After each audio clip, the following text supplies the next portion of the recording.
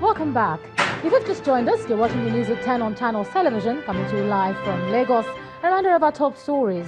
Supreme Court fixes July the 5th to deliver judgment on Osun governorship election dispute between PDP's Ademola Adeleke and incumbent Governor Gboyega Oyetola. 30 football fans killed in triple suicide attack on Mandarari community in Borno State, as President Buhari condoles family of victims. Nigeria's population rises above 200 million as United Nations releases a new global population projection. And former Egyptian President Mohamed Morsi dies in courtroom while facing trial for alleged espionage.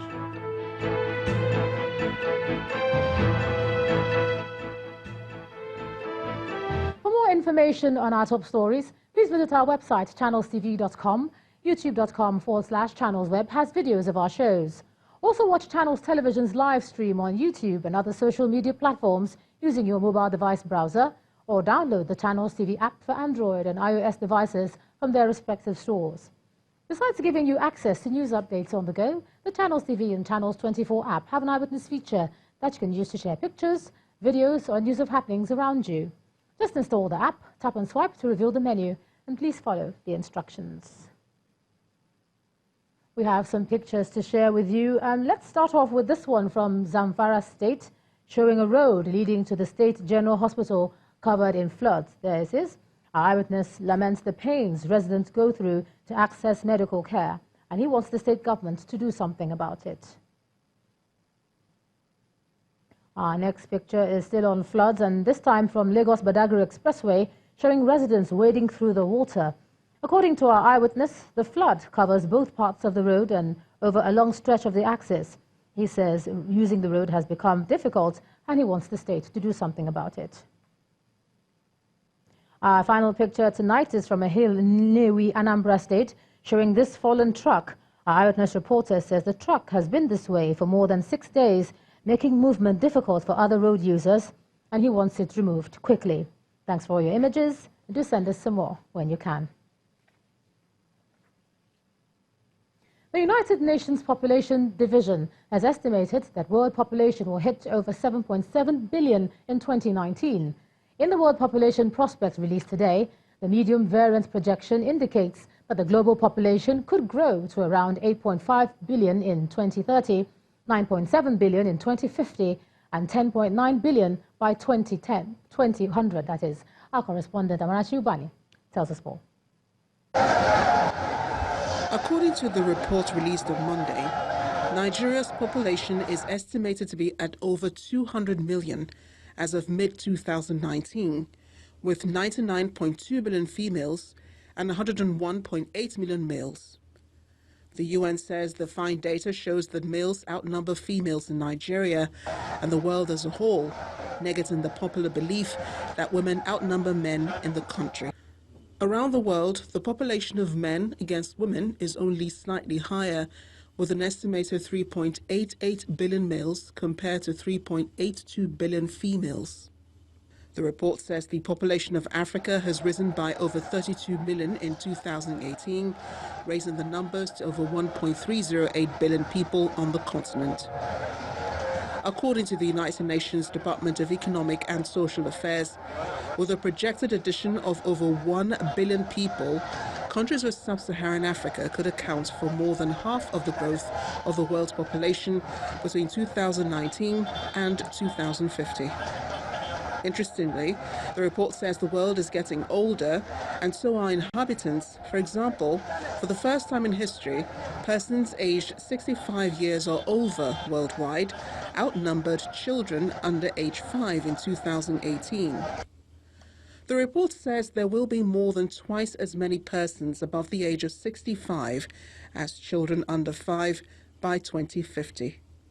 Also, that the population of Nigeria and Pakistan more than doubled in size between 1990 and 2019, with Pakistan moving up in rank from the 8th to the 5th position and Nigeria from the 10th to the 7th position. Nigeria, however, is still projected to be the third most populous country from 2050 to 2100, with a population of 733 million at the end of the century. Amarachi Ubani, Channel Television News. All right, let's cross over to Abuja now. Here's Ibrahim Adra. Ibrahim? Many thanks, Ijoma. Let's revisit the 2019 general elections. More than 3 months after those, election observer missions are presenting their final reports. Now, this is coming on the heels of the final report submitted by the European Union Election Observer Mission. Today, the International Republican Institute and the National Democratic Institute submitted an advanced copy of their final report to INEC, thanking the electoral body for the invitation to observe the elections and stating that the final report will be unveiled to the public on June the 18th. Our correspondent Kayla Megwa has more. 85,000 staff from 120 domestic and 36 foreign election observers were accredited by INEC to observe the 2019 elections and given unfettered access to 120,000 polling units across the country. While election observation is a vital part of Nigeria's electoral process, the observers themselves cannot determine the outcome of the elections. Delivering their final report to the Inter-Party Advisory Council, the EU mission's press officer says as opposed to giving a verdict on the elections, their mission focuses on how Nigeria's electoral process can be made better.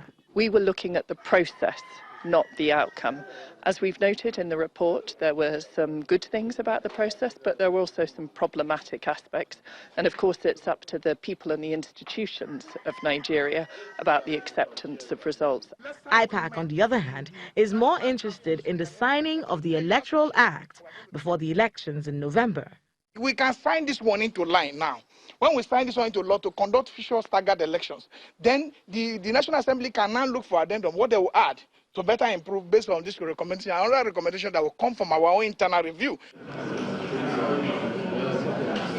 Down at the INEC headquarters in the nation's capital, a joint election observer mission of the International Republican Institute and the National Democratic Institute is presenting its final report. We are here this morning to formally submit to INEC a report that captures our findings, our analysis of the electoral process, and recommendations that hopefully, when implemented, would help to strengthen Nigeria's electoral process and thereby its democracy as well. The INEC chairman promises to implement as much as possible the administrative parts of the report. I wish to assure you that we will implement aspects of your recommendations that require administrative action by the Commission, beginning with the forthcoming Bayelsa and Kogi governorship elections, scheduled to hold on the 16th of November 2019. The European Union mission has basically said that they're more interested in the process that leads to free and fair elections than to the verdict on the elections. The IRI and the NDI have today submitted a preliminary report of their observer mission to INEC and said they'll be unveiling a full report tomorrow at 11 a.m. at the Hilton. The question will still be, will there be a verdict after the mission? Kayla Megwa, Channels Television News. Many thanks indeed, Kayla. Meanwhile, the Independent National Electoral Commission says it only experimented the transmission of election results electronically during the staggered elections held before the general elections.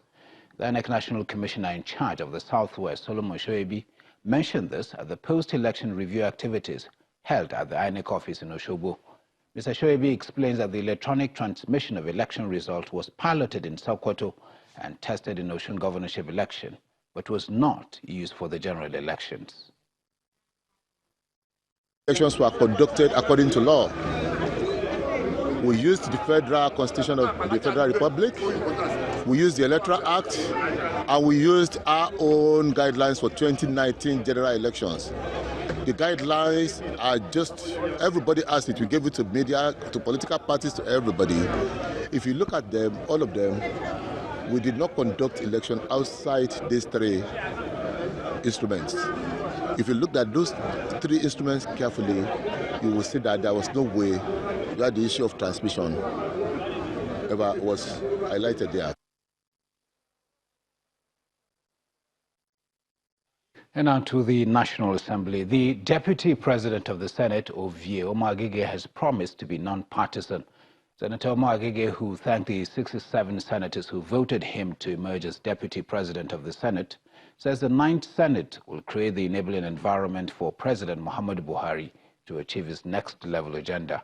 He was speaking to members of the Senate Press Corps at his residence in Abuja.